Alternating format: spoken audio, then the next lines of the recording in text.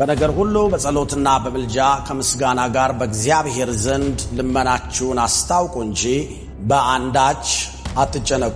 ምን እበላለሁ፣ ምን እጠጣለሁ፣ ልጆቼ ምን ይሆናሉ፣ ቤተሰቤ ምን ይሆናል፣ ኢትዮጵያ ምን ትሆናለች? ጭንቀታችንን የሚያቀለው ጸሎት ነው። ሕይወት ከምግብ ሰውነት እስከ ልብስ አይበልጥምን?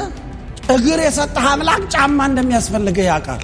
ስለዚህ አትጨነቅ። እግር ይበልጣል ከጫማ፣ ሰውነት ይበልጣል ከልብስ።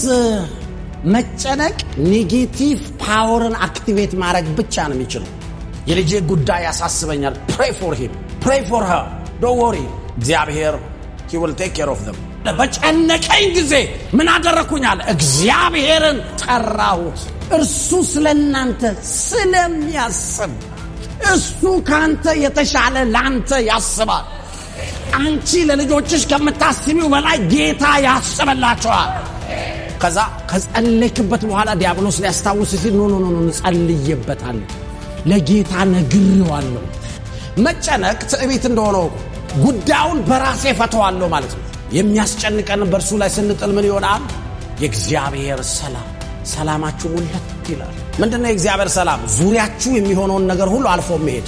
ስለማንኛውም ነገር ምን አትበሉ አለ? Be careful for nothing.